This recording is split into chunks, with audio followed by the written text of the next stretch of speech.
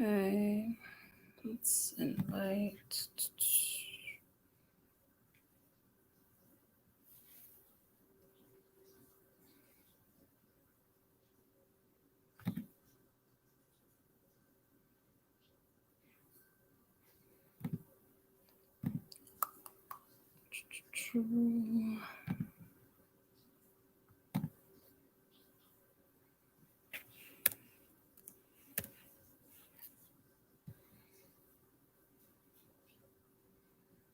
Okay, this should work.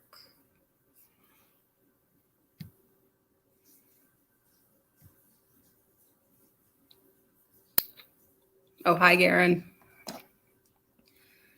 Okay, I think we should be going good here in a second. I know I'm kind of early. I just wanted to be sure that it was going to work.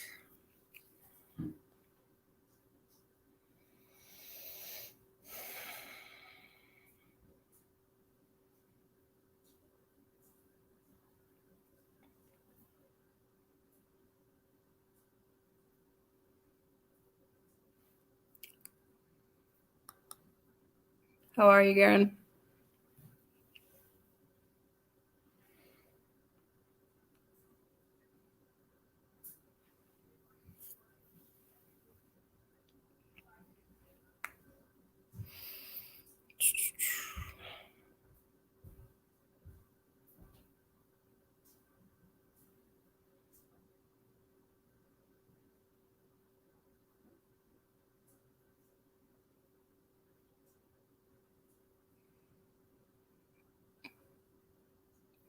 Okay, can you hear me still? I'm just being quiet. I wasn't talking for a sec.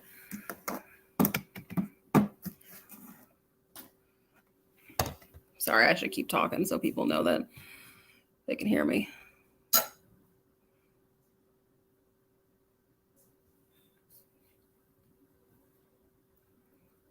Can you hear me?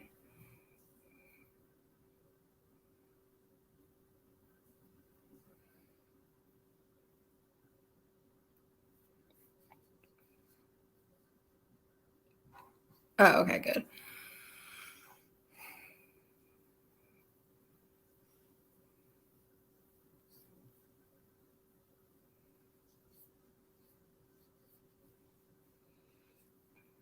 Yeah, Mike, you should be coming out in a sec.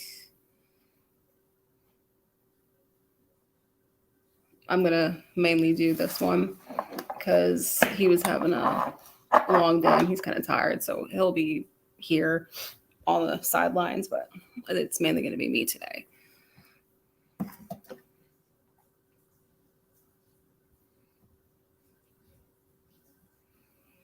Hmm.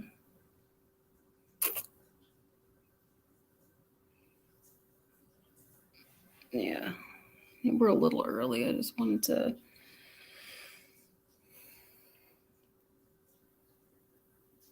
Yeah, I just wanted to get on, make sure everything works good.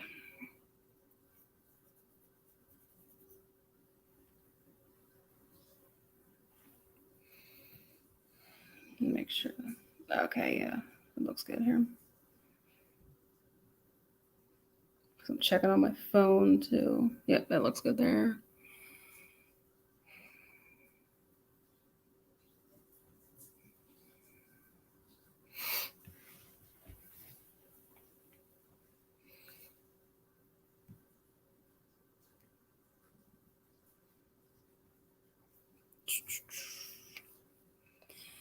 This is the stream featuring Tina. So I sent her the link, so I'm sure she'll be popping on any second now.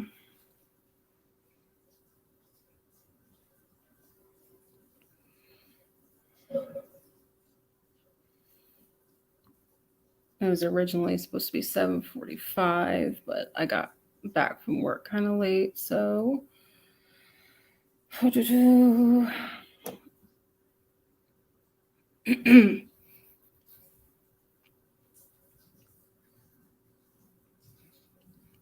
then I'm sure more people will come in.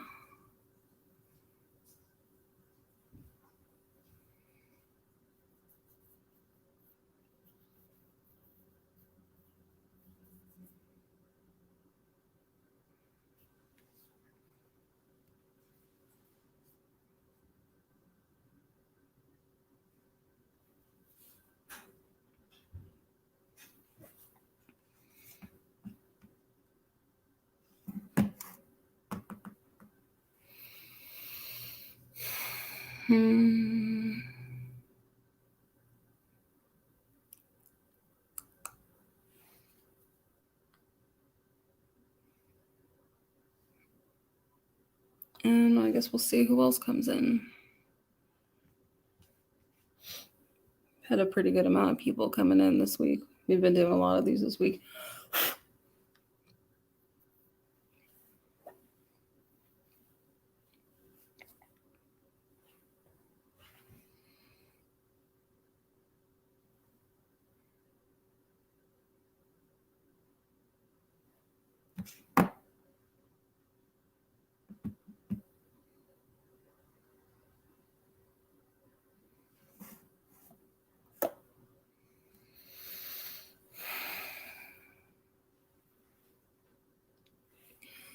Three people. Let's see who else is on.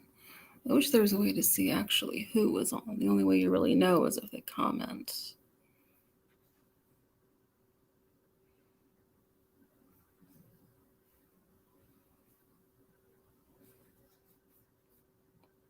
Hi, Megatron. So Mikey was originally going to host this one, but he was having kind of a long day. So I'm going to do this one for the most part, and he'll be around. Steel Forged and Fire.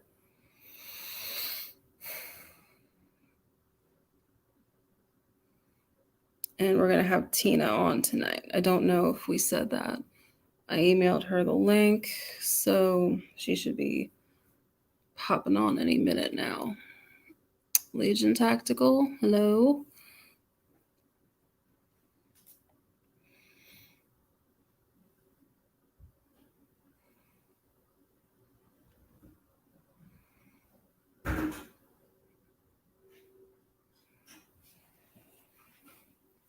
You're so sweet, Megatron.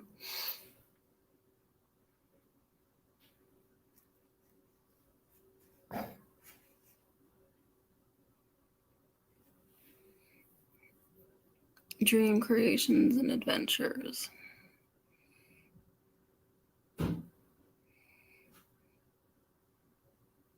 That's better, Garen. Okay, good.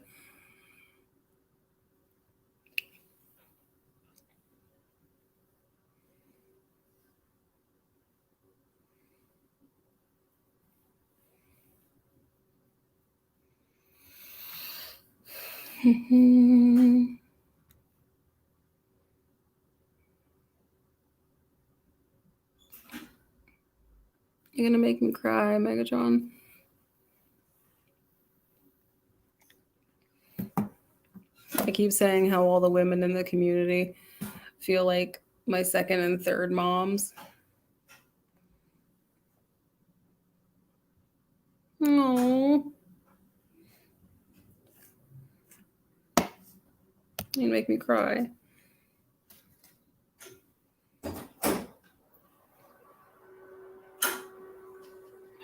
I'm on, so just take your time. You got a handful. Oh. Yeah, I'm on. You're naked right now. Hell yeah. Shut up.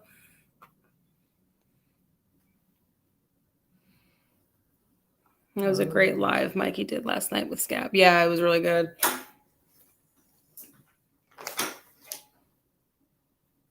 I'll be right back. Yeah, just take a minute. How many people? Better put on the thermals though. It's gonna get cold. How many people? 5 so far. I might turn on the heat. I just don't know if it's gonna be so loud. I just don't want a lot of background noise.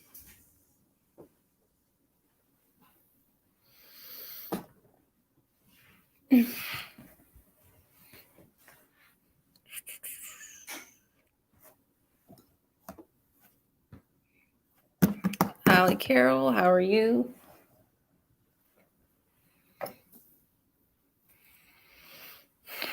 Legion Tactical says, take your time, dude, but hurry up. I'm trying. He says, I'm trying. Dream Creations and Adventures. My band is in there. What? Is my band in there? Not yet.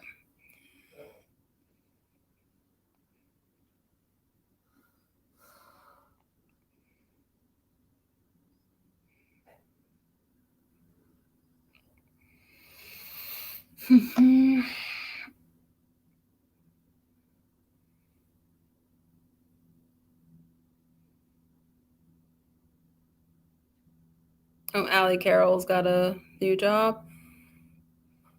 Scab's gonna get one too.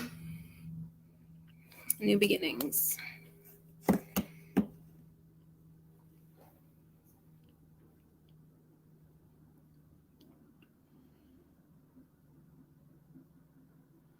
Okay, Tina's gonna get it opened up on the laptop.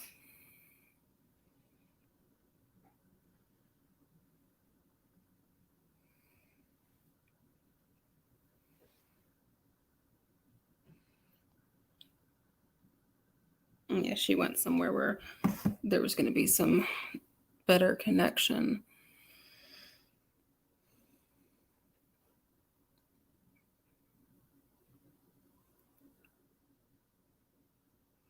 Legion says Pistol Pete won the Shredder Knife Reviews giveaway. Congratulations. Mikey says congratulations. Oh, Megatron, you got a new one?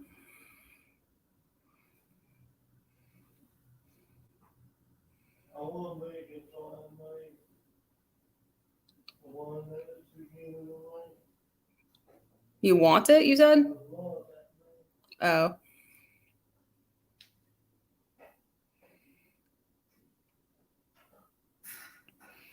Yep, Scab's going to be working normal shift now.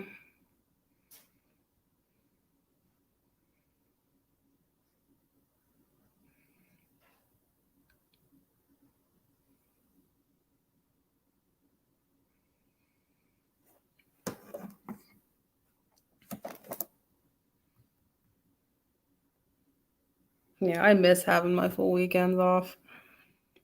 I used to, way back when, like before the pandemic, when I was working, when I had first started the job that I work now, I would get weekends off because that's just the way the schedule made sense. Oh, hold on, she needs another email. All right, let me resend the email. Copy.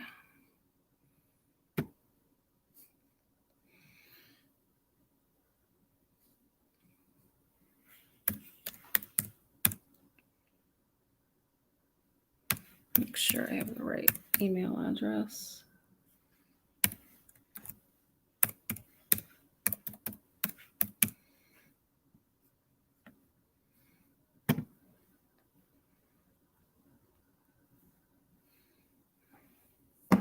Okay, I sent the link to Tina again because I think she was having some troubles. MD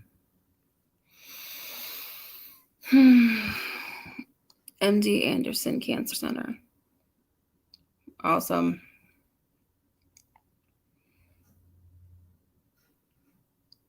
Trying like making it to the NFL. So I can imagine that. That's like one of those really big names in cancer research. Okay, my father's in here, everybody. My dad's in here. This is my father here. Hello.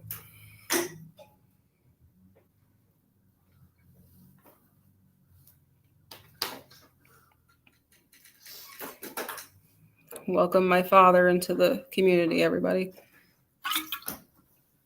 He's also a knife lover. Yep, my dad is a knife person too. And I don't a have anywhere to dog put this. person.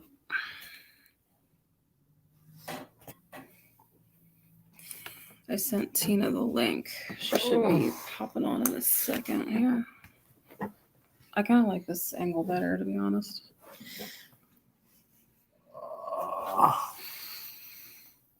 I'm getting so old. No, you're not. Oh, Hi, Lauren's dad. Oh, Tina's coming. Hi. Hey!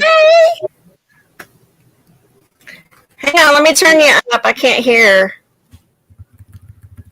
Can you hear me? Yeah, I can hear you. Okay. Oh, Let's see. Can I make this bigger? yeah. But you Yep. won't be. No, I can't see the comments now. is the light? Let me see if I can get the lighting a little better. Hey, Megatron. Oh, that made it. Oh, that made it a little better. There we go. Is that better? Yeah. Okay. Oh, Legion. My shirt. It says Queen of Halloween. That's what It the says whole what? Legion was wondering what the whole hoodie said. It says I'm the Queen of Halloween. Ah, I'm not ready to pack Halloween away just yet. okay. I'm not ready to pack Halloween away just yet. Oh, I get it. Okay. Let me turn down my mic. I'm not going to be able to do the look at the phone and talk to y'all, so y'all might have to, if anybody asks me a question, you might have to tell me. Yeah, I'll keep an eye on it.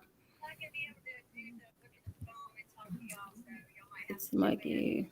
Hi, Well, I Mike. will look and see who's on. Let's see. Let's see. I see Megatron, Dream Creations and Adventures, Grugs, Garen. Hey, Mike. Did I see Timbo? I thought I think I saw Timbo. My father's on here. Aw. Hey, Father. Hey, Grugs. Hey, Allie. Hey, Megatron. Timbo. Joe. Mama D. That's Dream Creations. That's like, I call her Mama D. She's so, oh my goodness. And Garen. Hi, Garen. So, yeah, this was easier than I thought. Hey, Mikey. See you in the back. Hey. Yep, Timbo's in the house. Okay, so I guess, yeah, there's 10 people. Oh, let's see. Grug says, Tina, move the window over so you can see the chat. No. Oh, move the window. Oh, okay. No, I'm sorry. Sorry, I get names confused. Joe, Grugs. Oh, thank you, Grugs. Duh. Oh, okay, I see. Okay, so yeah, I guess we could get started. 10 people. So I guess maybe I told myself I wasn't going to be nervous, but you know, it is what it is. The first one too. Yeah. So how you want to do this? I guess first. What's in your pockets? What's in your pocket? Nothing right now. Well, there's a couple right here. But I was scanning. No, I was scanning. Oh, I need to let Backyard Knife Dude know that we're doing it because he wanted me to. I'm sure he wanted me to remind.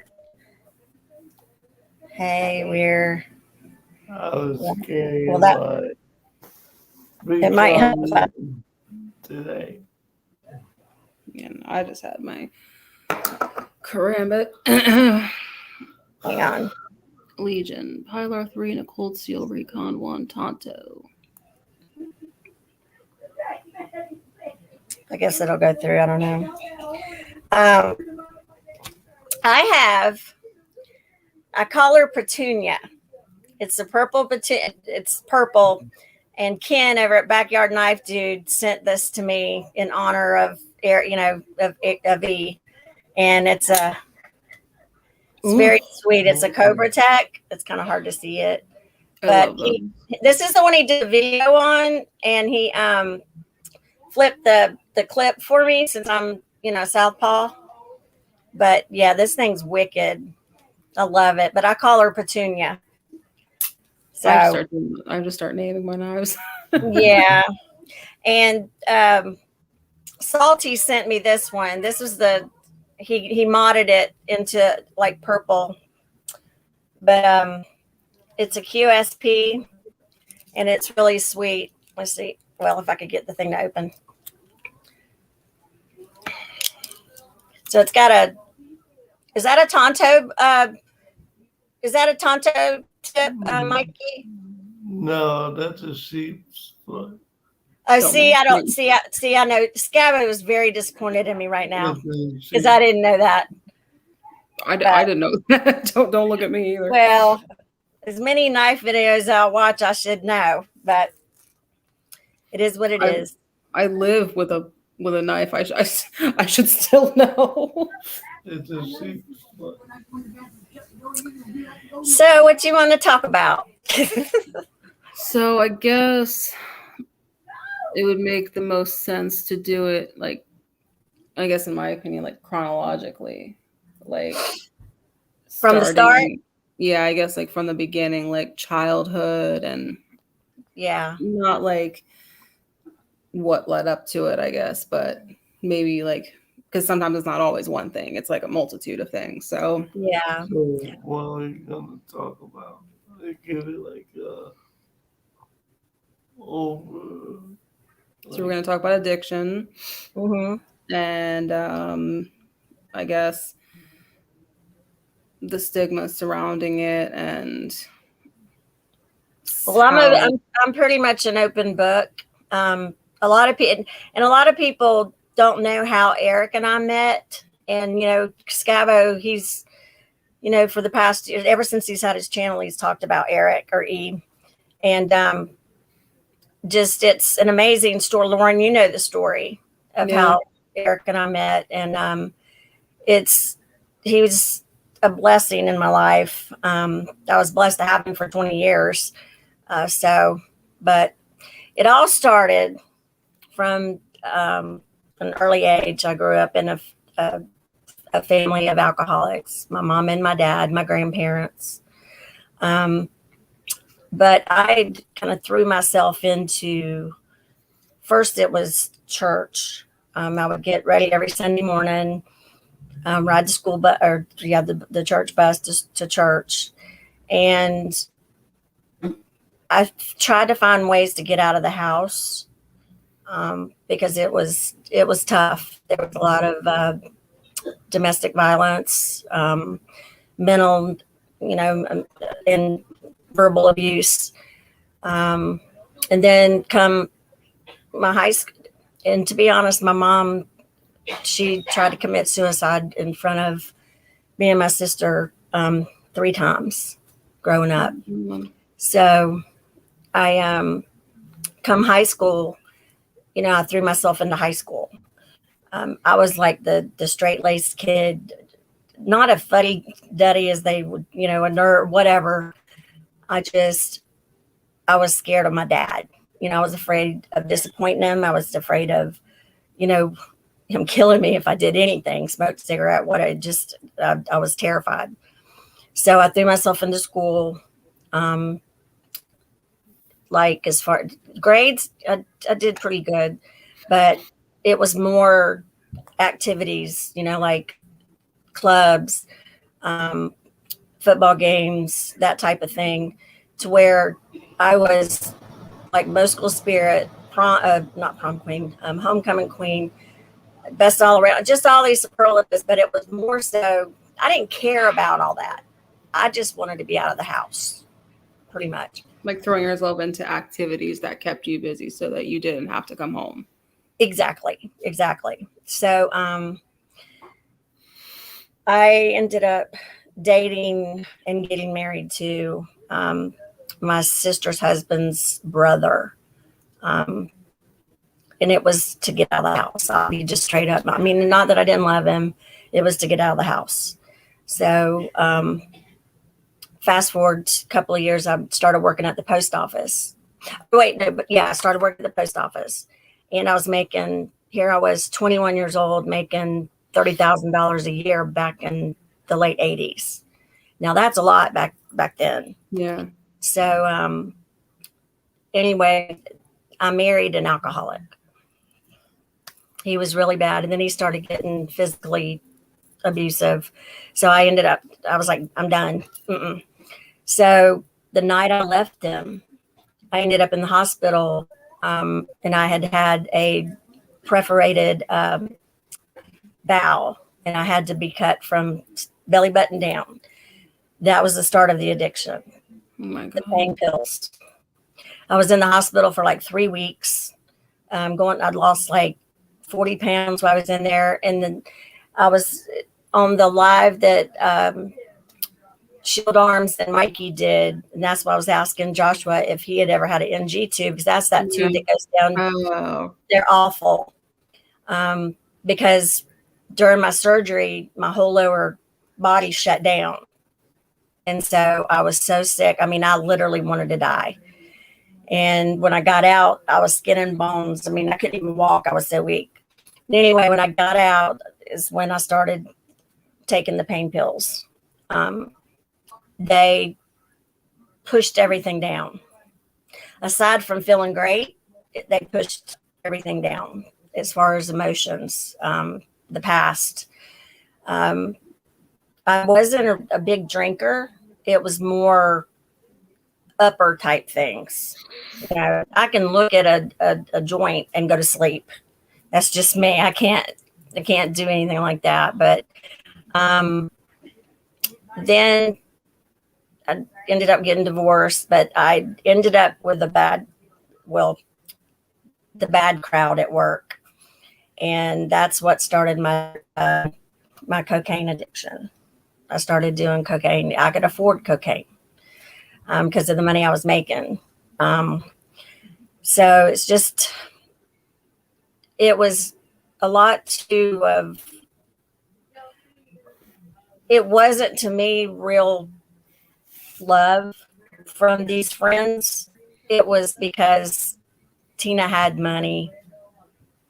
Tina would buy an 8-ball for one night and we'd just do it. You know, it was more for, I don't even know how to explain it.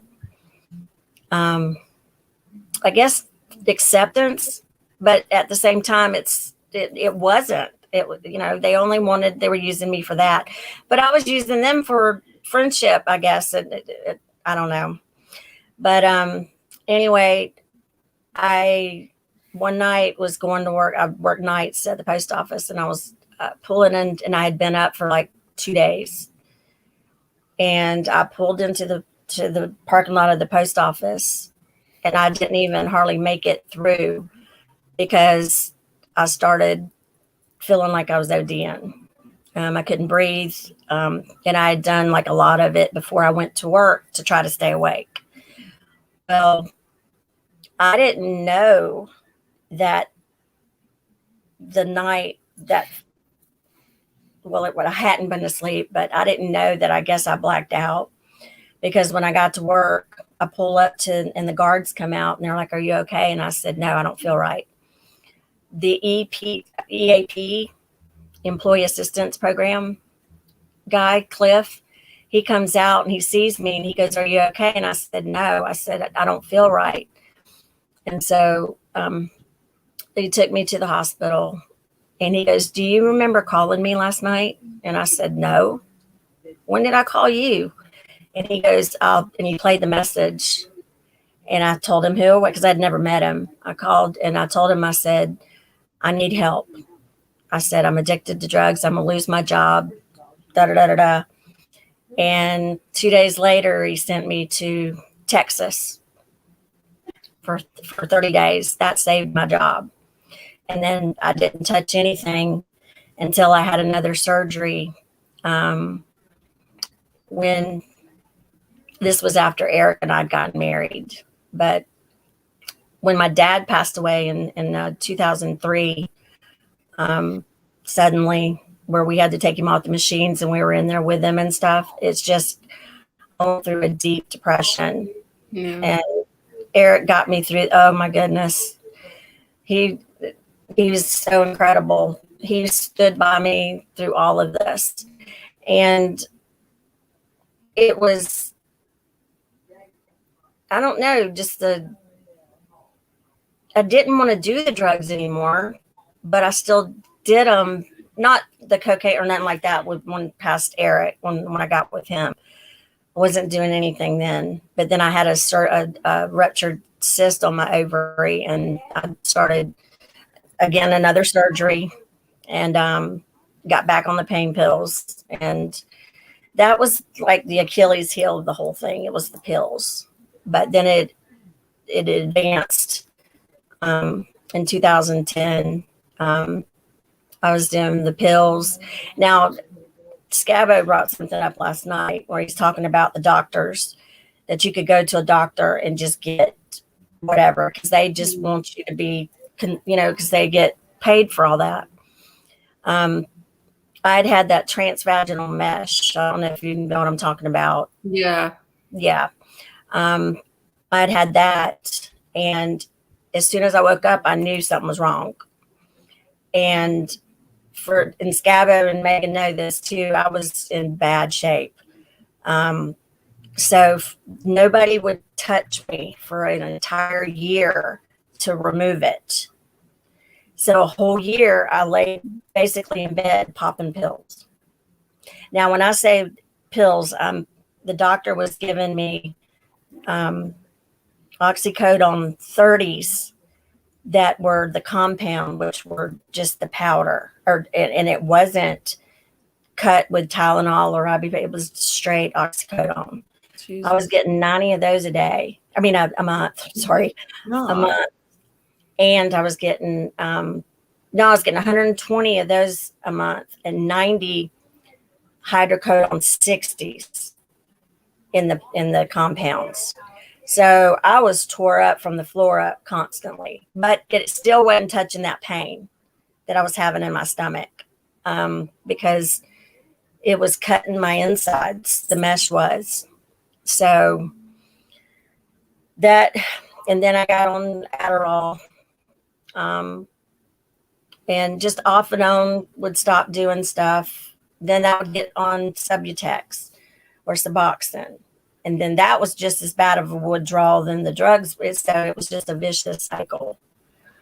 So in the meantime, Eric had hurt his back, and he had gotten on pain pills too. So it was like we kind of just fed it, you know what I mean? It wasn't a good thing. And then we'd stop doing them and go back on them and stop doing them.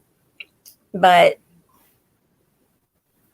I don't think at times I was good for him as far as him trying to be clean, if that makes sense. Like he was staying sober, but you weren't. Or Right. Go back and forth. Right. But it wasn't because I was wanting to do the pills. It was that I was just in pain. I mean, even with my back, my doctor was telling me that it looked from the x-rays and stuff. And of course, like I said, it could be just them trying to tell me this, that, and the other, but I knew what my pain was. He said that it looked like I had been dropped from a second story building, and I could feel the pain. I live with pain all the time, but I'm living with the pain now. I'm scared to go get dental work because I don't want to get or have so much pain that I'll even think about doing more pain pill or anything.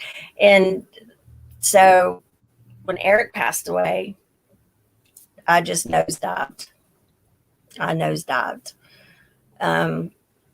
it went harder. The cocaine, it was pretty much, if I could find something, I would do. And thank the good Lord that I have terrible veins that I never even thought about doing that, so it was all orally. But I didn't want to die. I mean, I didn't want to live. I did not want to live, but I did everything I could to bury the pain. And I literally should be dead, but it's by the grace of God I'm not. I tried to get help, and it was during COVID.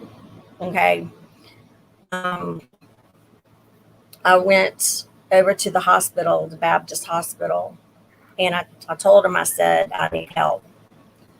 This was like 3 months after Eric had passed away. Now, in the meantime, we lost everything. We lost our house, the car, everything after he passed away because of me. So I felt like my kids would be better off without me. But then I just got to that point where you just get to a point where enough's enough. So I went to the hospital and they told me, I was laying there. Next thing I know, they're putting a needle. They gave me a shot, and I woke up at a detox center. And I was there for 2 days, and then they told me there was no beds in the. There never is. I know, and she goes, well, because of COVID, there's no bed, and I was like, here I am trying to get help, and I can't. You can't. Like, I even went through. Huh? You literally can't. Like, anytime I feel like anybody ever tries to get any help, it's okay, we don't have beds, and then okay, we do have beds, but it's like $100,000 a year. Mm-hmm. Well, the thing is that when Eric, and here's the thing is, like anybody that's an addict out there that tries to keep it secret from their families or whatever, there comes times where you start possibly doing, a different drug that you don't want somebody to know about. And that happened with Eric and I. So when he was ready to get clean, I called it, and Scab and Megan know this too. I called 103 facilities across the United States to try to get him in one. Now, this was in February of 2020. Okay. That's when COVID had it was just like, we were right. We were fresh in it. Like, it was coming for us. It was right. This is 5 alarm. Like, we need to like shelter in place. Yeah. So, I just, I just kept saying, he's going to die. He's going to die. And he even kept saying, we got to get me someplace. So finally, the place in St. Augustine, they accepted him, and they called and said, have a bag ready. And, you're going to be coming. So we start, and we're like rushing and trying to next thing you know, we're getting a phone call. Sorry, we had to give your bed away. And I was like, and she hung up, and I looked at Eric and I said, but no, get in the car. So we swung by Scabs first, and then we went to St. Augustine, and I went in there and I told the lady, I was like, he needs to go. He needs this bed. So anyway, they ended up accepting him. And he was there for almost a month before it was locked down. And he would have either been in there for months and months and months, which hindsight, but anyway, he ended up getting out, but he did good. Don't get me wrong. He was clean. He was good. All the way up till, he passed away. But it was just, I should have went to. I'm just going to be straight up honest. I should have done the same thing, but I didn't. And, do I have regret for that? Yes, I have a lot of regret for that. But I can't beat myself up over it. But getting back to when they told me I couldn't, check in to the 30-day, I just sat in that parking lot of that hospital, and I just started crying, and I started praying. I was like, Lord, just help me. I'm going to die. Just help me. Next thing I know, the phone rings, and it's my best friend of 50 years. We've known each other since we were 3 and 4. Her name's Ellen, but I call her Ellie Mae. She lives in Tennessee, and she goes, I am not going to let you die. I bought you a plane ticket. Get on the plane, and we'll take care of it. The rest. I went up there, and I'm telling you, man, the evil forces were coming after me, even at the airport. I missed the first flight. Then I was trying to get on the second flight. They had me at the wrong gates. They kept paging. It was just the craziest thing. So anyway, I ended up getting up there.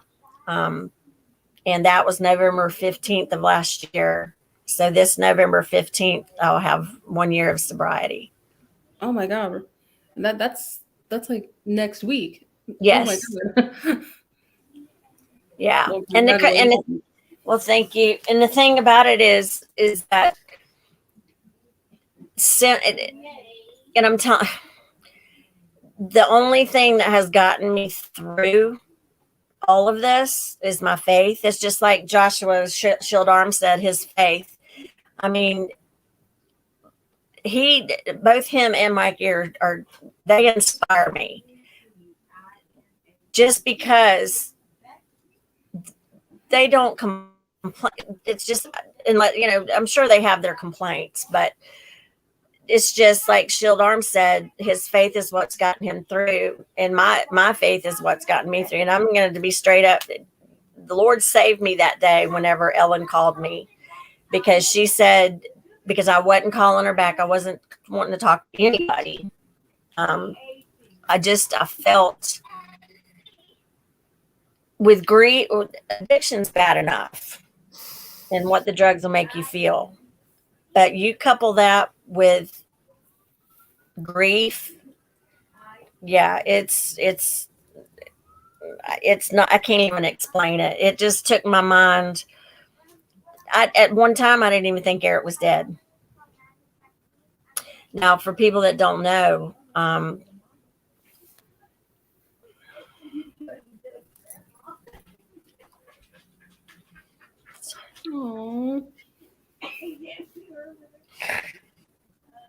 told myself I wasn't gonna do this. You go ahead and Hang on, let me get a Kleenex.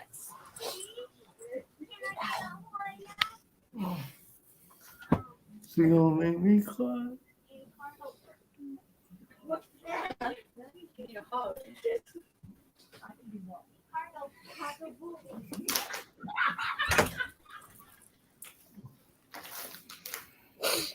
Sorry, my daughter just gave me she said, you need a hug?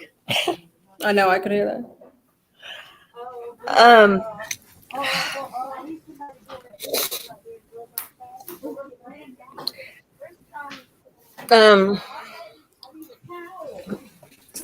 Scott and Megan know this. There's not very many people that know. But when Eric was killed, and a lot of people don't know how he was killed, he and I had an argument. And he left to go take a walk and cool off. And I was, still on drugs. He was clean.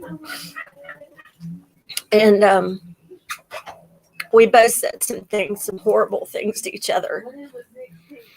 And he walked out the door, and I never saw him again. I didn't get to apologize.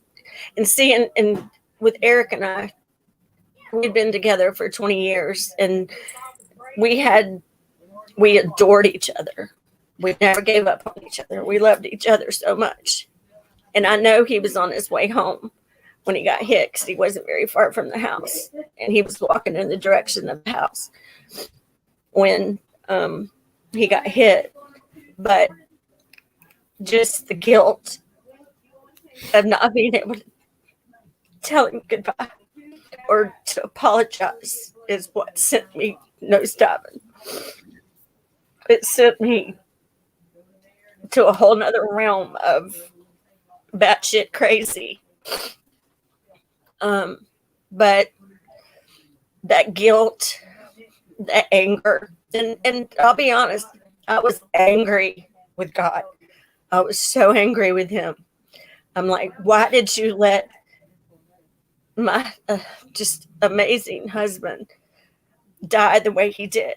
He was hit by a car at 68 miles an hour while I was walking.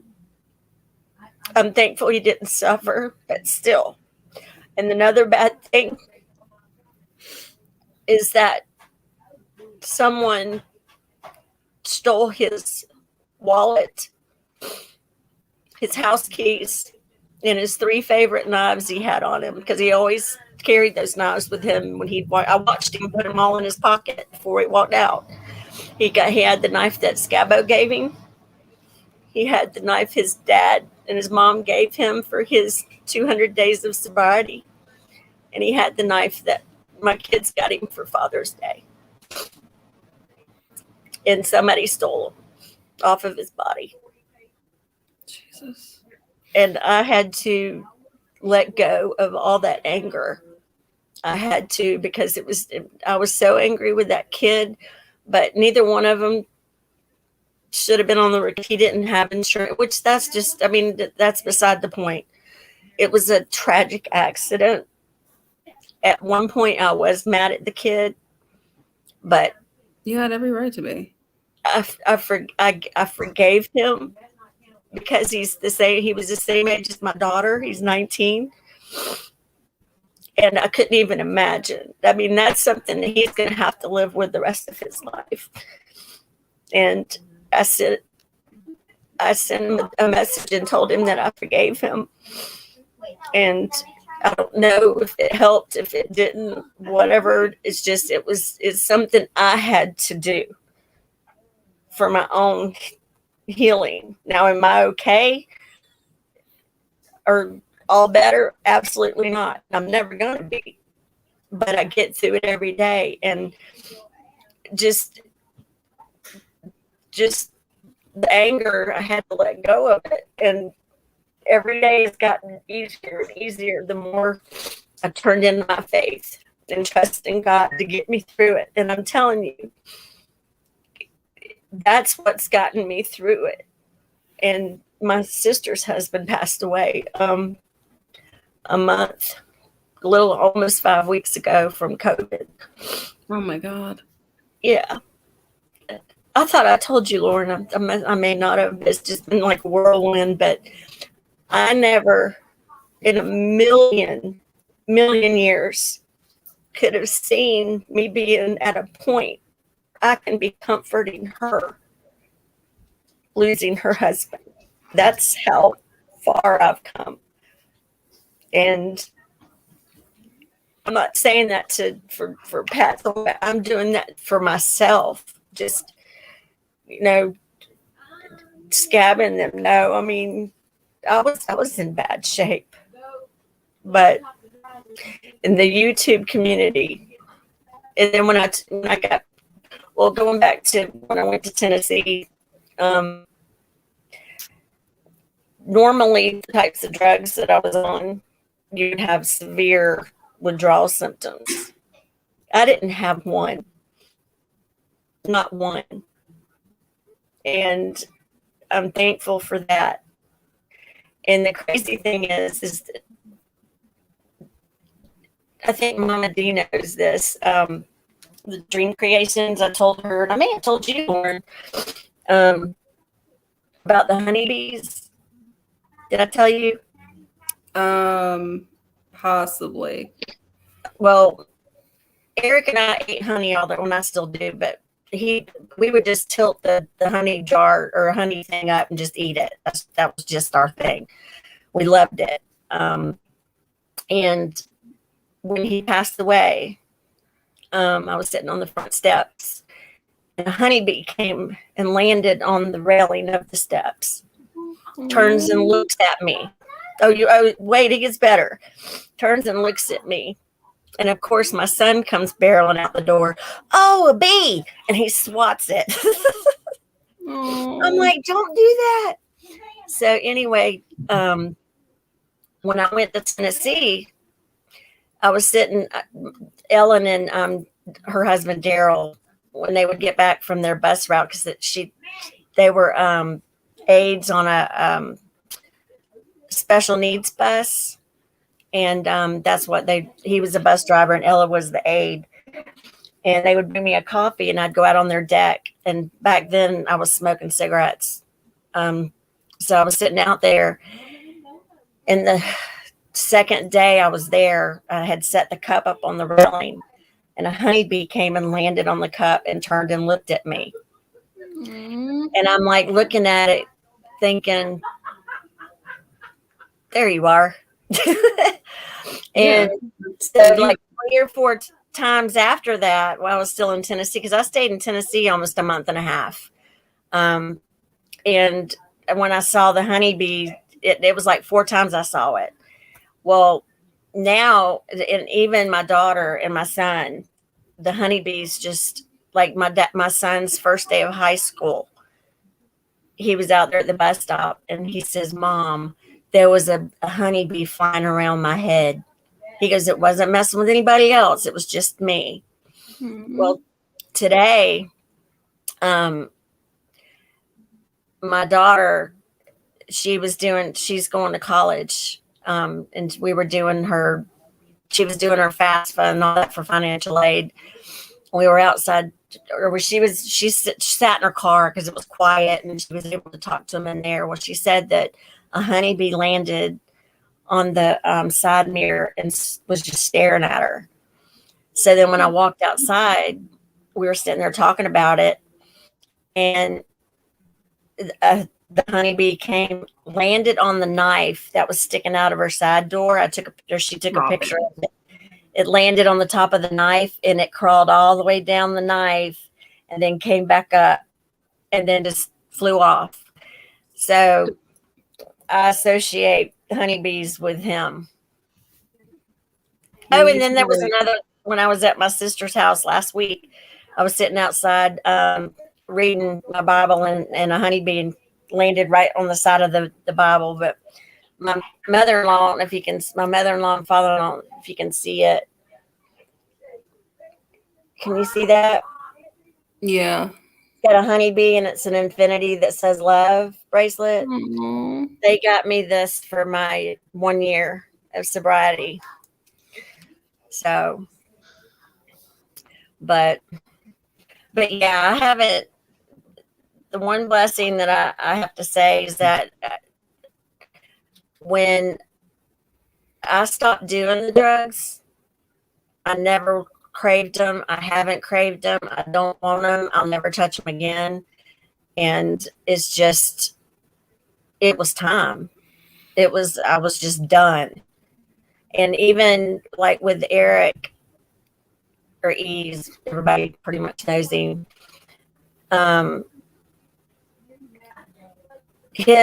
I couldn't put any sense into, like the reason why or what, because they always say everything happens for a reason. But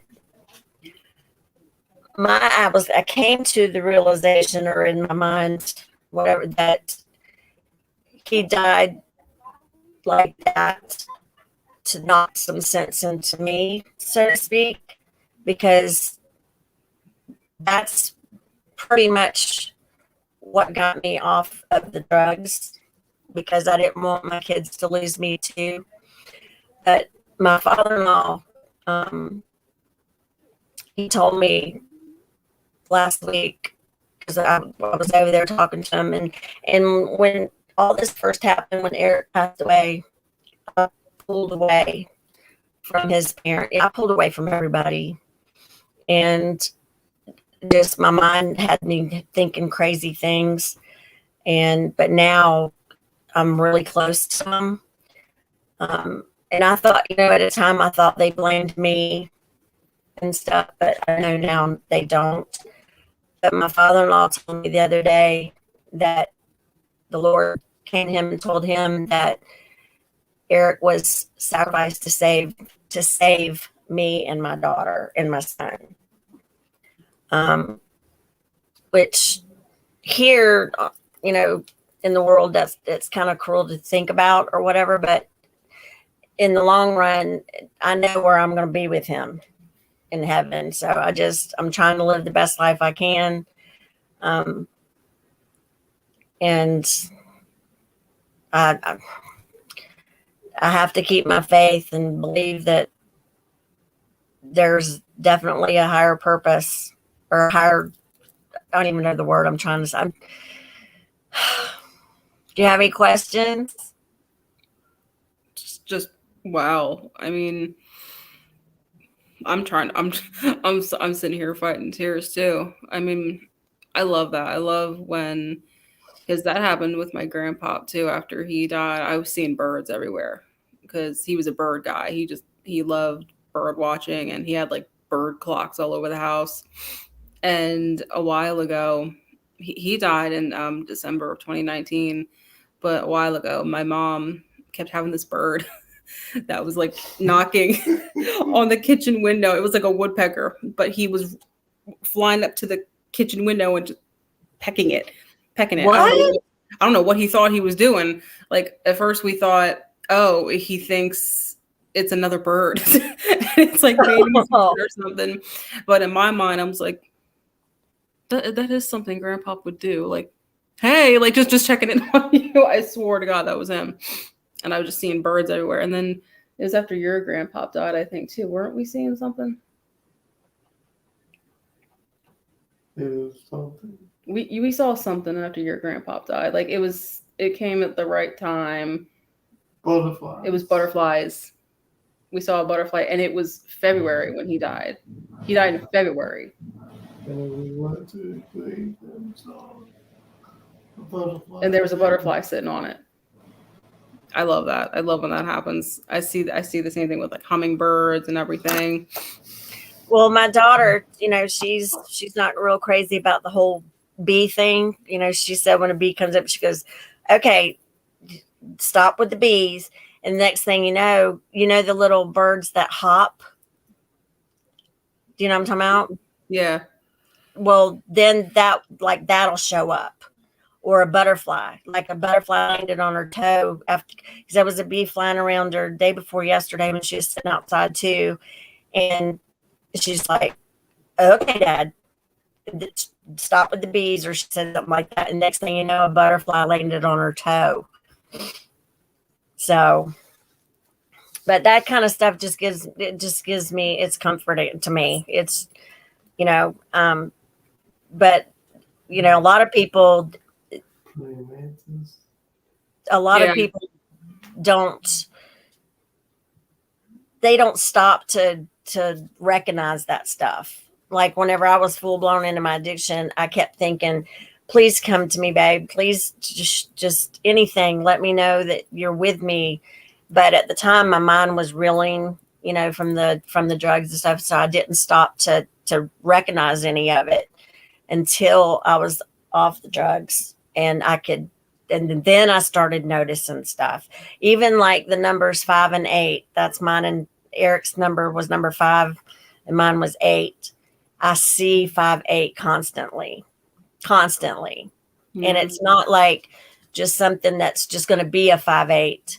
It pops up even the clock, like my phone will light up when like 558 when it's 5:58 or something. So it's just little signs that he, sends me or the Lord's. It's just, I don't know, but it's gotten me through some tough stuff.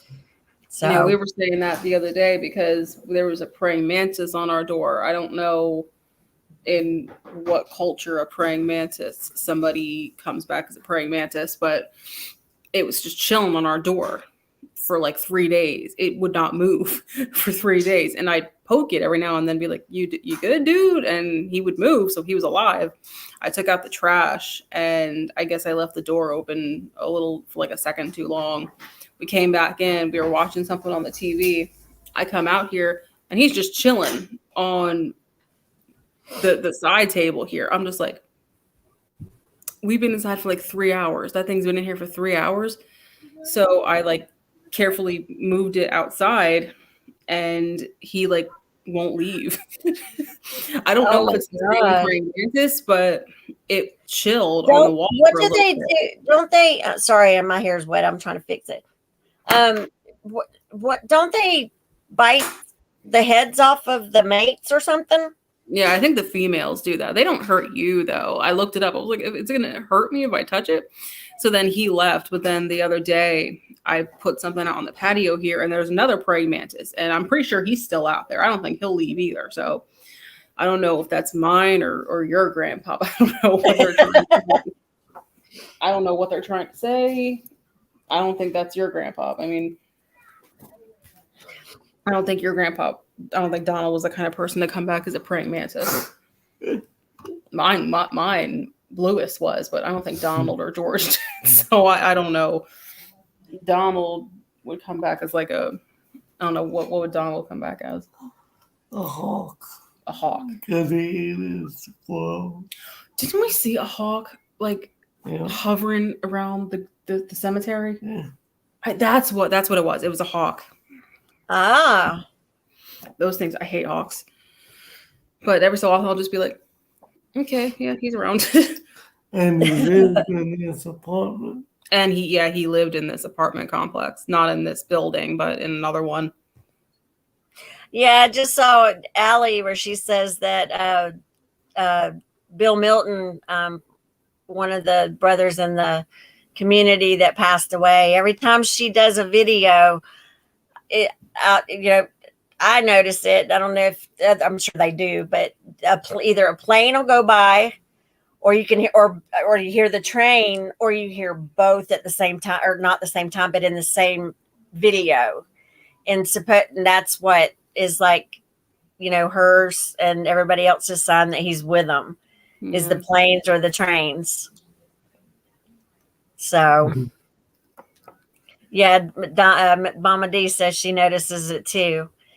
So it's just like then, and Scab did a video. It's been a couple of months back, but he was in his backyard and he had said something about E. And then the next thing you know, a butterfly like comes right by him. And then I messaged him and I was like, boy, that butterfly was perfect timing, wasn't it? And Scab says, I was just about to message you to ask if you saw it. So, but yeah, Eric's favorite color was purple. So I wear the amethyst. And then and another thing is I have, like, let me see if you can see it. Hold on.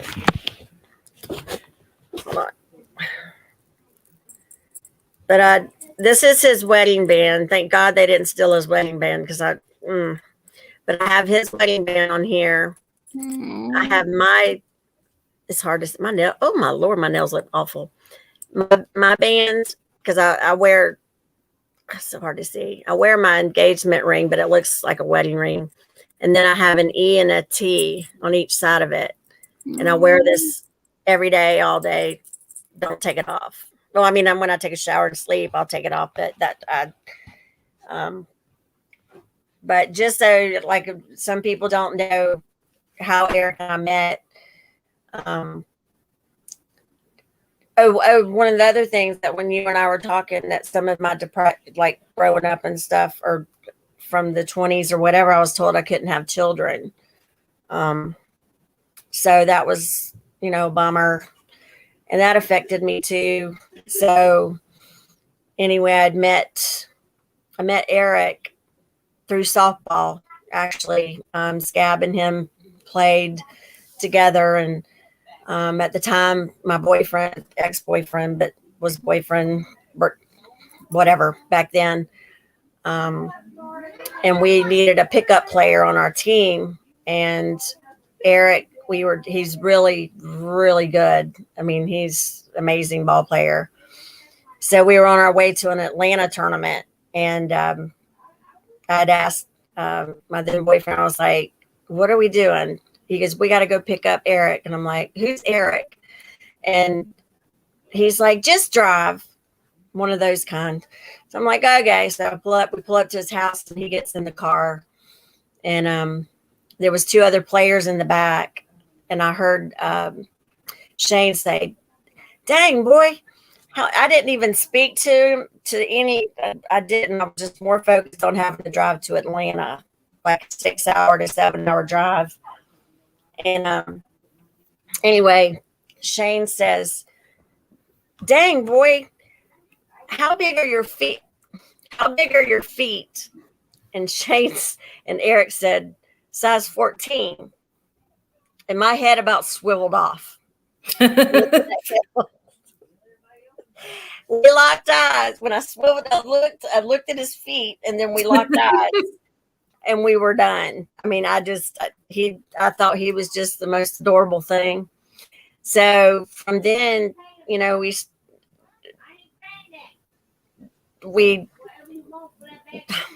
anyway, we ended up being together. And the very first time, I got pregnant with my daughter. When after all these years, I was told I couldn't have children. I mean, I'm not going to like resign myself to that fact because of the polycystic ovarian syndrome. But I mean, if it happens, it happens. And then if it doesn't, I mean, I'd love to adopt, but I'd like to. See, that's the thing. To me, after my experience of, and I'm talking no birth control at all, because I mean, I'm talking from the age of 19 until age 34, nothing. So why didn't I get, so that's just where I feel like it was meant to be with Eric. And, you know, we had our daughter, and then, I mean, absolutely. Well, you've seen her. She's a little mini me.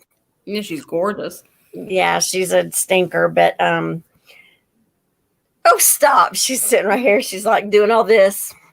But, and then I think Mama D knows this too. I wasn't sure if I wanted, to have another one.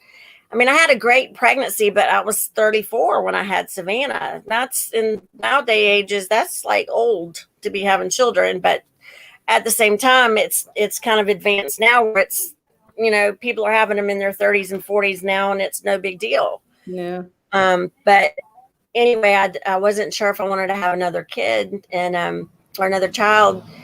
And Eric came to me and he's like, do you want to have another baby? And I'm like, I don't know. I'm 38 years old.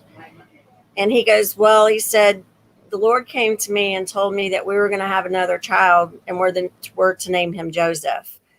And I'm like looking at him going, and then, I mean, I still had my faith, but I wasn't real sure, if he was just telling me that because he wanted to have another baby or what. So we talked about it. And then the next morning I said, okay, we can have another baby.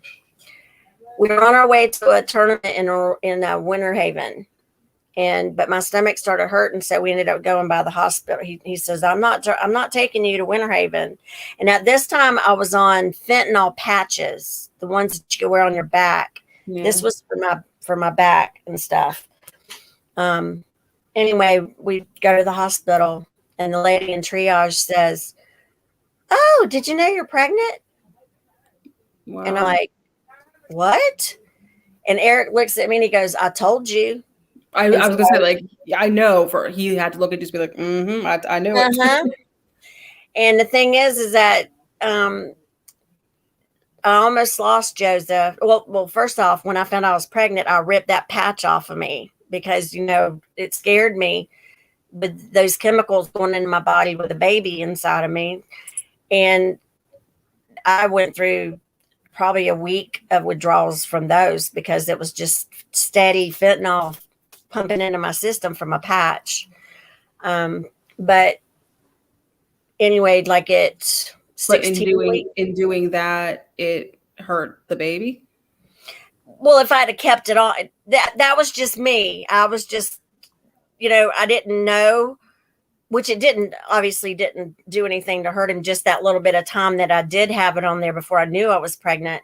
No. But, and I'd smoked then too. And I threw the cigarettes down. Kept the patch off. I went to my doctor and I said, I'm pregnant. And he goes, okay, well, you can be on, hydrocodone while you're pregnant. And I looked at him like he was nuts. I'm like, no. So Absolutely. anyway, huh? Absolutely not. I mean, even nowadays, don't they say a glass of wine every now and then is fine? I'm not going to do that. I'm still not going to do that. It's big farm. They just want to keep getting their money. And I wasn't going to jeopardize my child doing something stupid after I already know that both of my kids are, to me, miracles because of being told what I was told and not being able to have, or not having one, for so long. But then at 16 weeks, he tried to come early. And then again, at 20 weeks, I started dilating and I dilated to 2 centimeters. And at 22 weeks, they literally stitched me shut to keep him in. They did a cerclage is what they call it. Yeah. And I was on complete bed rest for 6 months. I'm talking to the doctor, back home in bed, to the back. I mean, that's all I could do. And he came at 38 weeks. I just couldn't hold him in any longer. He was trying to kick. He's 6'1" now, and he's only 15. That boy was long. Huh? It's always the tall boys that cause the most issues. I swear to God. Yeah. So, but yeah, they're both blessings to me. I mean, just blessings. And Eric was such a great dad. He took care of when I was so sick from that mesh stuff, being down for a year. He was working 2 jobs, Jeez. Taking care of me, come home, take care of the kids. And at the time, Joseph was only 3 or 4 and couldn't understand why Mama couldn't hold him, why I couldn't pick him up. And it was heartbreaking, but Eric was he was so strong, just an amazing, amazing person. I had a thought about that because you said that nobody would touch you to remove it and nobody would take the pain seriously. That's such a common thing, especially with women, when it comes to issues regarding that area or anything regarding some chronic pain. They don't care about us. They just don't. They were more worried about getting sued. Because they had already determined that the doctor had put it in wrong. After once I found one doctor. He was in Miami, and he was the only doctor that specialized in removing that transvaginal mesh.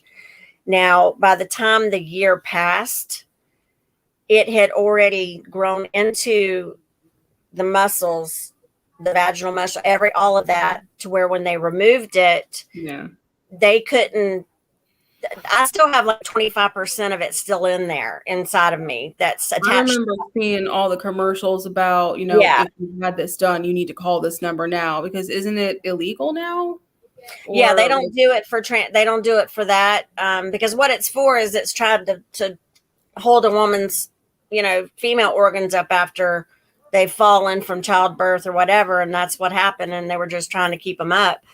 And when he did it, he put it in the wrong place to where it literally cut. It cut through the wall, and that's where the pain and all that stuff was from. And yeah, it was 20 Nobody minutes. takes us seriously. Nobody takes us seriously when it comes to women and reproductive health. Nobody. They're either not taking it seriously or they're up in our business about it. And I mean, it took me forever to find a gynecologist who would take me seriously about polycystic ovarian syndrome. And then I finally did find one, but she still was a little bit hesitant to put me on some medication just to help me lose some weight because I'm far too heavy for a woman my age and height. So finally I found this medically supervised weight loss doctor. Thank God. I'm finally getting the help I need, but I'm at like the ripe old age of 26. I'm going to be 27 in May. And I've been this big for so long now. And I've gone how many years growing a beard?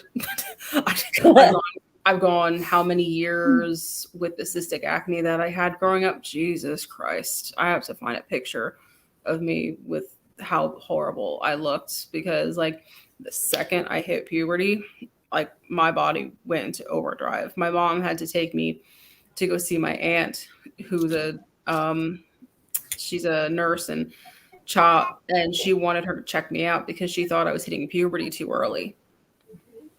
And I was like 8. And I had all that going on, like what happens to us, like when we hit puberty. But I was 8. Normally that wouldn't happen to you until you're like, 11, 12. It happens earlier now because I think just as we've evolved, but I hit it way too early. Yeah. They just don't care about us. No. And, it's a shame, but it's all come down now to money when it comes to somebody's health. And it really is. It's sad. Same thing with addiction too. Yeah. Back to when I said I called 103 places. Like you said, some of them were here, if you give us 10,000 before he comes in, and then you can make the payments over, for the rest of the 40,000. It was ridiculous. It was ridiculous. $10,000 friggin' dollars lying around. They smoking crack, like. Yeah, but and the total cost was $45,000 for him to be there for 30 days. Oh yes, yes. That's a house. That's a whole house. I mean, seriously. Like someone has to pull up the stats somewhere about like the turnaround for addiction in America versus like the turnaround for addiction in other countries. Like somebody needs to do research on this. I'd love to know what it is. And now with it being, with the COVID, a lot of people losing their jobs or whatever before when it first all the shutdown, and the addiction rates went up. Mental health rates went up, and that's one thing that I've been diagnosed with is which to me, when they first told me, they said, well, you have all the earmarks of PTSD, and I'm like, I'm not a vet. And they said, well, you have to understand something. It doesn't just mean a vet can suffer that. You've suffered a traumatic loss, a sudden loss, and the way he was killed, the guilt you have, and it just sent me, spiraling. So it's that coupled with the addiction, and that's just something that I just don't want to ever do them again. I mean, I truly, truly don't feel like I ever will do them again. It's no desire, not even thought about them since I stopped doing them. I avoid the areas, like where I would used to go get it or whatever. I plan my time to where I'm not up there late in the evenings when I would run into somebody, or whatever. But it's just, you have to adjust your life to live with addiction, Yeah. pretty much. You have to change your surroundings, you have to change your friends, you have to, and it doesn't mean that you don't care about those people anymore. It's just that you care more about yourself. Yeah. And for the sake of your health. Exactly. And, you know, um, one friend just went off the rails with me. She wouldn't let me get my stuff out of her house when I'd helped her when her mom was really sick. She fell and broke her hip, and I was staying with her to help her. Then her mom ended up passing away, so it was time for me to leave because I had taken care of her mom while she was in the hospital or at the house, and it was time to go. Well, she didn't want to let me leave. She locked the stuff up. I had to call the police to get my stuff, but it was more she wasn't doing drugs or anything that I know of. I'd have kicked her butt if I'd found out, but she wanted to go, since her mom had passed, she wanted to go do that party scene. And I'm like, no, Christy, you know, I'm 54 years old. I'll be 55 on the 29th of this month. This was, you know, I'm thinking in my head, but I haven't talked to her in a while, but it's just, you got to change your surroundings to keep clean. Yeah. And that's what I had to do. And my kids have been a big help. You know, at times I thought that they blamed me for their dad passing away. And my daughter, they both have, that was back then. I don't think it anymore. Again, that was the drugs talking. But they would like, no, Mom, no. And they tell me all the time, you're so much, you're different. We're so proud of you. And that goes a long way. When you go from thinking that you've disappointed your whole family and your children and everybody to being told the complete opposite now, that makes you want to stay clean. It does me anyway. And being on here talking about it now, I never would imagine me being in a place to be able to do this. So if even just my story can help one person, you know, hopefully it would help more. But It's important to me that we just like open up the conversation, you know, not even just with everybody in the community, but like we want it to be like this when we have kids. Like we want them to know that it's okay to have mental struggles. It's okay to feel like you're overwhelmed, and that if you ever feel like you need to do something to numb that pain or help deal with that pain, I want you to come to us. Like I don't want it to be a big secret, because that's how it's exactly. been for so many years. Yeah. I mean, both my kids know that there's nothing absolutely in this world that they can't come to me about. Nothing. There's nothing that my kids don't know about me. You know, there's no reason for me to, there's no reason for me to keep anything a secret. They were there. They weren't stupid. You know, they saw. They never done anything in front of it, but you know what I mean. They could see the difference in the how I acted, or you know, their dad acted, or so do I regret it? Yes, but again, I can't beat myself up over it. You know, like I saw I just saw that Shield Arms is on here too. Yeah. You know, about him saying his faith is what got him through. And, you know, I was fearful. You know, when you go from being with somebody for 20 years, that was your protector, that was, you know, always there with you, to him being gone. It's like you and I have talked about it, Lauren. You got your head, you're hyper vigilant, your head's on swivel, you know, and the sad reality of it is a lot of times people, nobody in the community here, I'm talking about like people from high school or whatever, or even just strangers, you know, they you're on a group or something, and it says that you're a widow or you're this or you're that, that you've lost a loved one, they get on and they're trolls.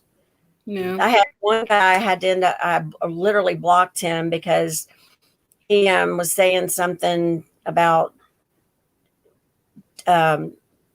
me losing my spouse, whatever. And I'm like, yeah, I lost, but it wasn't even a conversation with him per se. And I said, no, I'm never going to be in another relationship. I said, this is, he was the love of my life. I'm done. That's it. This guy's going to say, well, he's gone now. It's time to move on. Just people like that would, to me, Oh my God. at that time, if I could have been able to go through the social media screen or whatever, yeah, and it was disgusting.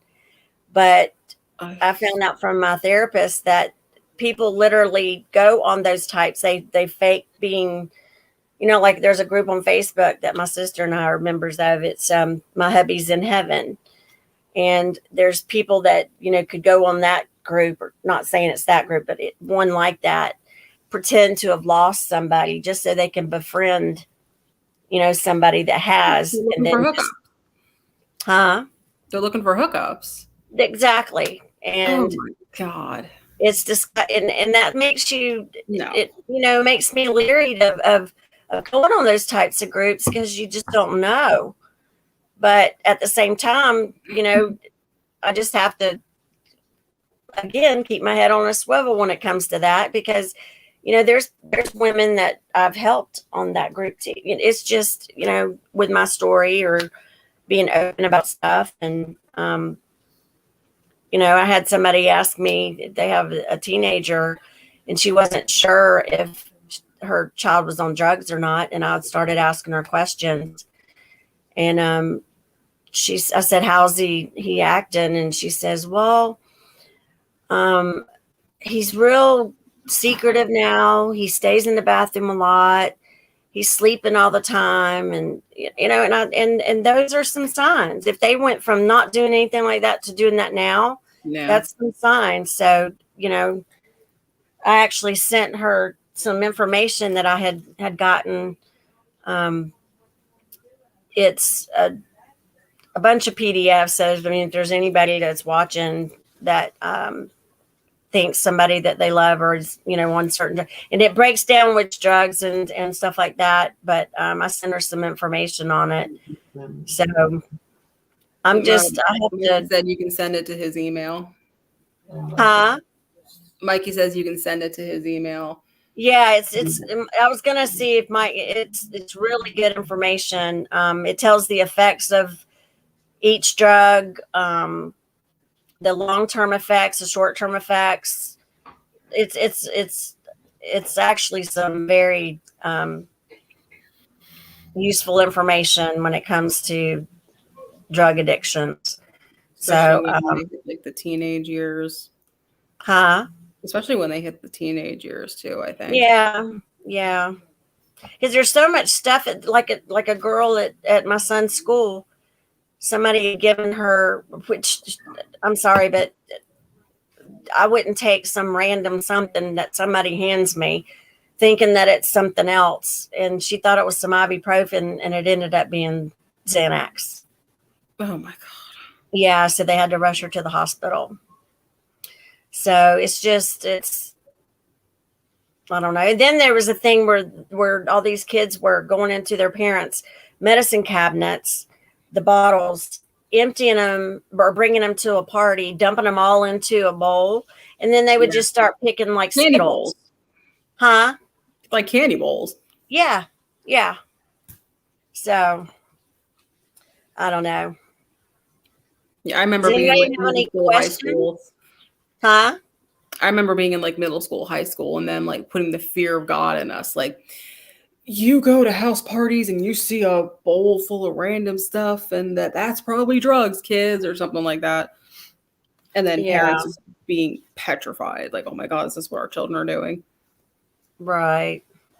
Does anybody have any questions? I don't know who else here. Will you get me the medication?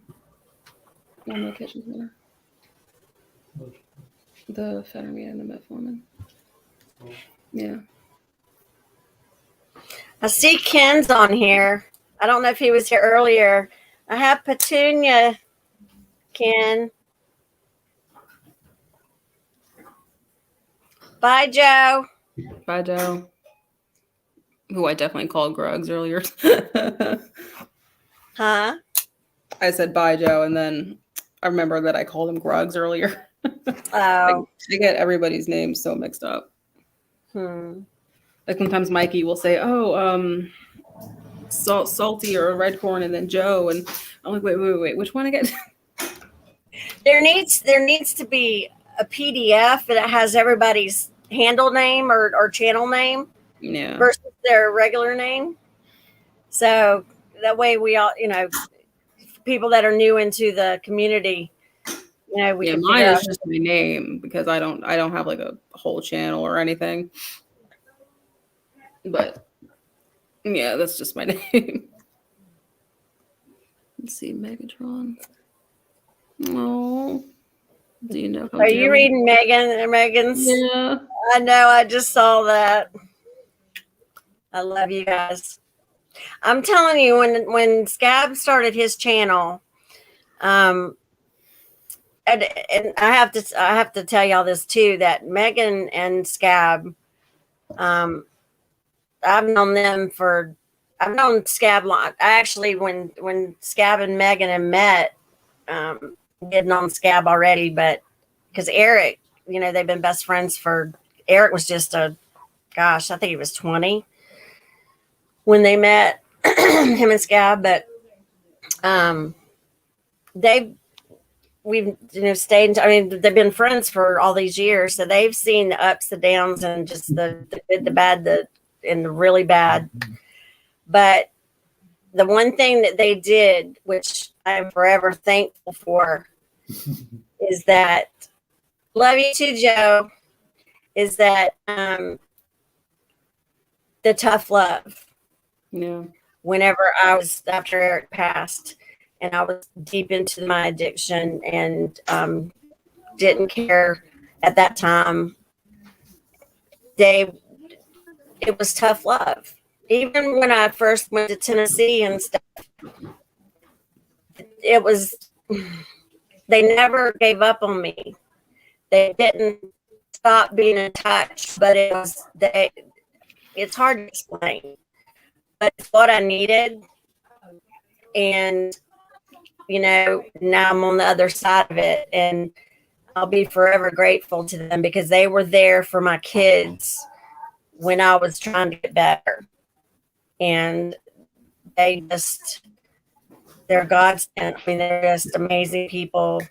I love them to death. They loved Eric to death. He loved them. My kids, I mean, they're matter of fact, Scavo is the one that told Eric that he was a daddy. Oh yeah. Yeah. Remember me telling you that? Yeah. Yeah. So that's just something that him and Eric had together that was, and Scab and Megan are like my kids' godparents. Mm-hmm. And they used to fight over Savannah when she was little at the ballpark, who was going to hold her. And, but yeah, there's some, just adore them. I love them. I keep fantasizing in my head about like when me and Mike get married, like everybody from the community comes and then they do that like that salute that like the soldiers do. Oh, where the yeah. Oh, that would be so cute. It's like preachers, and then there's just us like going under it. I keep fantasizing in my head. Y'all should come to Florida and get married, or y'all should move to Florida. When we visited my dad in Louisiana, Mike was like, "Yeah, I could live here." I don't know if he's still on here. My dad might have left, but My dad, Mike loves it down there, probably because you can open carry down there. My dad's got so many. He's a knife guy. He's a gun guy. He was in the Navy. I don't know if he's still on here. I can't really see who's. Open carry. Hmm? Sorry, Megan. I didn't mean to make you almost cry. I'm sorry.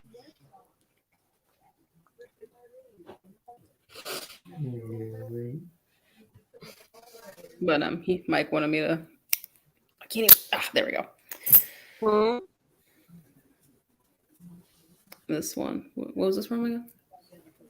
This was the. Oh God, I can't even do it. What is it? What's this one called again? Oh, y'all have an OTF too.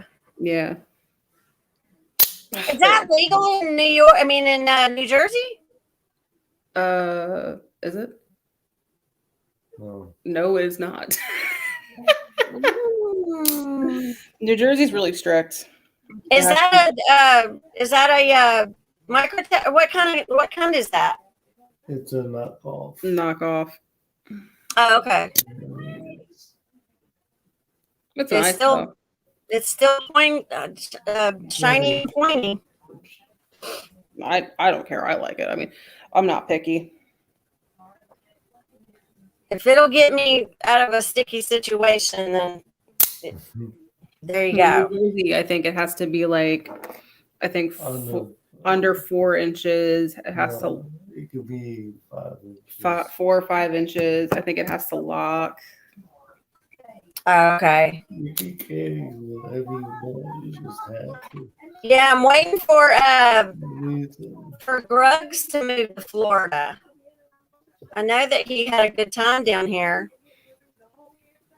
I think his son lived here. We were supposed to come to Florida in October. My parents gave us a trip to Disney for a couple days, and we kind of chickened out because we were afraid of, because when we got it, the Delta was kind of making its rounds. I was like, oh God, what if it's like, and I got scared. But we were saying, like, when we went down there, we had to like leave the resort at some point to go meet up with like Tina and Scab and all of them. Yeah. We're still gonna do it. We're gonna get down there at some point. Maybe spring. Maybe Yeah, we're only like 2 hours from to, depending on if you go to Kissimmee. There's a few other parts, but right from Orlando, it's only about 2 hours from us. Yeah. It may be closer for Scab and them because they live in the Cove, in Green Cove, and I live in Briceville in the boonies out here. So, but it's not that far. I think we're only like 40 minutes from them. So we're not that far. We're all this because Jacksonville's between us. Scab and me. So does anybody have any questions? This was a good one. Yeah, I appreciate this. I just, I never thought I'd be talking about it or in a position of, like helping my sister, with the loss of her husband. And, but I'm telling you, it was all just my just the faith that I've just gotten from all of this is what's gotten me through. The Lord's helped me through it. I just, even if somebody doesn't believe in the Lord, just have faith, that you will get through it. You feel like the grief, if somebody's going through addiction and or grief, you think that you can't do it, but you can. If I can get through like the addiction coupled with grief, it's doable. I didn't think it was, but you can do it. You just have to have the faith that you can get through it and just pray you can get through it, and you will. I mean, it's going to be hard, but you can do it. Yeah. And anybody can call me or reach out to me. I'm here for anybody that, you know, I'm still new at it, but a year, it's pretty good. I'm So how proud of can myself for a somebody year. get in touch with you? They can, I'm on Instagram, under Tina Living for Biggie, or they can, email me if you want to type it in or something. Bye, Megan. I love you. By Megan. What did she say? Thank you for being so open and vulnerable, Tina. You have no idea how much your experience helps others. Oh, By Megan. Timbo, you're right. The first year, yeah, it is. It was hard, but it wasn't. It wasn't the addiction part of it that was hardest. Well, no, I mean, it all just was. I don't know. It's hard to explain. It's the want to.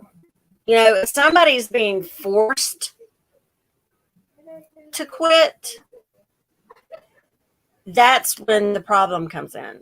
You have to want it Because from you. you exactly, when you finally get to the point where you say enough is enough, like I did in that hospital parking lot, then that's half the battle. You know, I wasn't forced to do it, and as bad as I at the time wanted to die, I mean, I did. I took enough drugs to probably take a few horses out, but the Lord wouldn't let me die. And I'm here so I can help somebody else. But it's the want to, it's the desire to stop. And that's where I'm at and where I'll continue to be. And this community has just been amazing as far as helping me too. Like Ken, Backyard Knife Dude, you know, he'll check on me, I'll check on him. And then Mama D, you know, she prays for me all the time. She's been a big part of my faith, and you guys. I mean, Lauren, we banter back and forth with stuff. It's just been, you don't have an idea how much you've helped me, too. So I could just say being the same. there. Yeah, I love you, girl. I mean, you don't even know. I hope you know. I should say, you and Mikey both. And Mikey, you know, I appreciate Mikey for, as Scab says, saving his life, because he's a good dude. He's very intimidating, but he's a big dude. I mean, he's a great guy. I said last night he's intimidating, but he's a teddy bear. Oh, he is. He's a teddy bear with tats. I know. I think the first time I saw him, when Mike first pulled him up, I was like, oh my God. Like, yeah, he's gonna kill me. Like, but then I kept watching. I'm like, oh, he's a teddy bear. I love him. Like, yeah. So it's just, I mean, everybody's just been so supportive, and you know, and a lot of what kept me busy, you know, because you know they say the idle mind is the devil's playground. So you know, even watching everybody's videos, in the community and stuff, it's just been just therapeutic. I mean, we are all, in my opinion, everybody accepts everybody else unconditionally, whether we're broken, we're, you know, whatever. And nobody judges. Huh? That's why I love this. Like, even when I put out my video, I still have to do a part 2 to that. Even when I put out my video, I was so petrified of like somebody saying like something stupid, like, oh, that's not actually an addiction, or it's not, you know, you don't know what you're talking about. Like, I mean, I don't care if I get hate, but I didn't. It was just this overwhelming positivity and support, and everybody understood. Mm-hmm. And I realized, I think then fully, that pretty much almost everybody in the community, like in one way or another, has dealt with something like that. I don't know necessarily specifically what I was doing, because like I said, I still have to do a part 2 to that video. Maybe I'll film that Right. this week, but I was so scared to put that out there. And once I did and I saw all of the feedback, like I felt so much better about it. And Like, you may want to do that, and you're going to do the other video, but you need to do it in your time when you're Yeah. ready to do it. it's a lot to unpack with me. So, it's a lot to not explain, but there's a lot of layers Mm-hmm. that went into it. And it's so hard to, not like I have to defend myself, but it's so hard to admit to myself, oh my God, you were a fucking moron. Like, like what the fuck were you doing? Like it was pretty bad for a while. This was before I met Mikey, but I do have to do a part 2. I want to do a part 2. But this is truly, I think, probably one of the best things I could have ever done. And I look forward to this. Like every day this week, I've been looking forward to this. Like I raced home after work, like, okay, let's do it. Like let's get the lights out. Like I'm excited about this. This is a good thing. I mean, it's a good thing. I'm proud of y'all. Proud of, making a decision to start this, because you don't even have a clue how many lives y'all could touch with it by just, having us on, like, different people telling their stories. It's just amazing. And I So think this is a good thing. Salty. Salty's tomorrow. So everybody, Oh, okay. what time? 7. 7. So make sure we tune into that. Yeah, for There's sure. a few people I didn't see on here tonight. I don't think Jersey came on. Who else didn't I see? I know I'm drawing a blank right now, but maybe more people will come on tomorrow. But Salty's tomorrow, and then was there another one? No. No, that was it for the week. So we'll schedule some more probably within the next couple weeks. Yeah. Oh, Garen's Lauren, a suggestion. Sure, go ahead. What did he say? Oh, He wanted to say something, but trying to read. If I'm anybody so blind. and then Shield and Mikey are going to do a Wheels of Determination again, right? That's awesome too. I watched that. That was really great. Every Monday they're going to do that. I was at work, but I was on break, and so I was trying to catch some of it, and then I had to get up because my client was screaming. But I'm like, no, I want to watch. I missed some. Oh, Timbo, I can probably come on sometime. Timbo, oh, there you go. I would love that. Yeah, definitely get in touch with Mikey. Hey, has Mikey talked to Eric Hussein? Talked to him about being on? I'm thinking about it. Yeah, that's a good thing. He's got 10 years under his belt now. Yeah, Yeah. I gotta get with them. Yeah. So what is that Timbo said? I ripped and robbed for over 40 years. Ripped and robbed. Wow. Wow.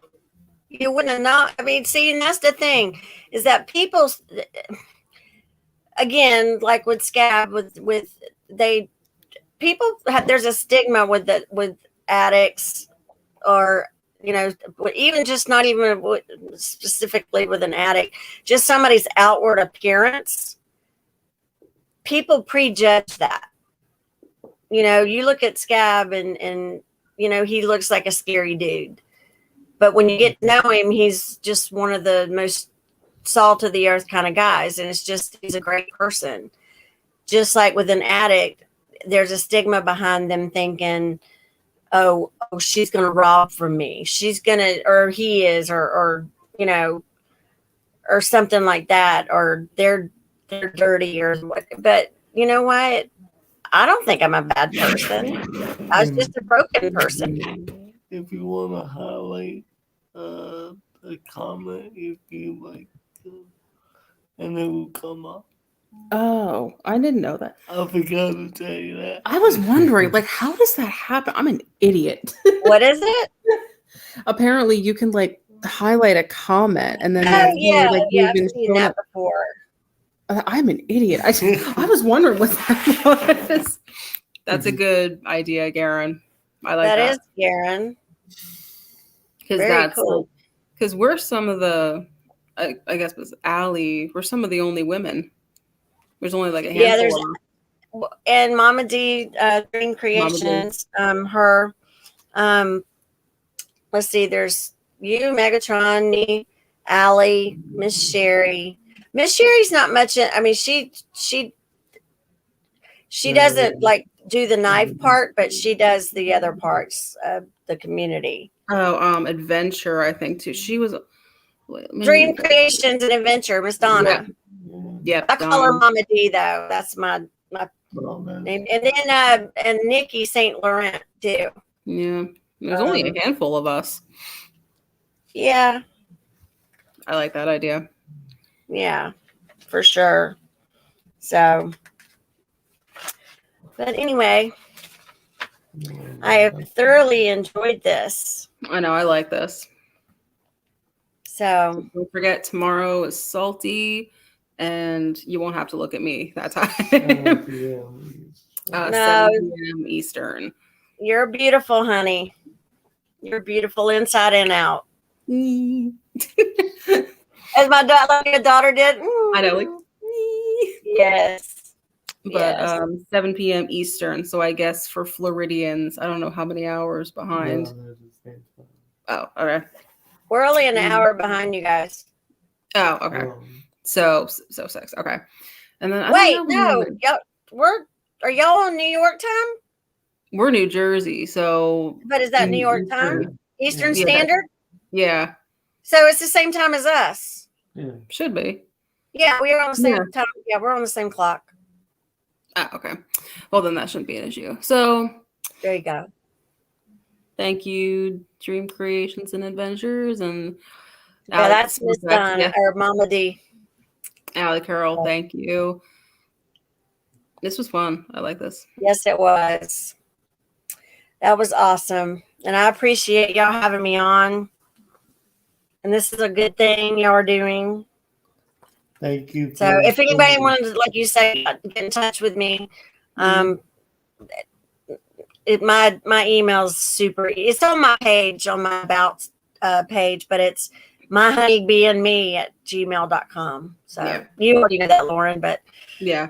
I want to say it out. I didn't know if it's it's fine. It's fine. Yeah. Well, everybody have a good night. Yes. Get to sleep, and I have to go get my tire changed tomorrow. So okay. Well, I love everyone, and thank you for watching, and I hope we helped people. I know. Yeah. I love you guys. All right. I'm gonna close. Bye, Mikey. Thank you for sharing. You're so sweet. Thank you for having me on. No problem. So have a good night, everyone. You too, hon. Bye. Bye, Lauren. Bye. We love you.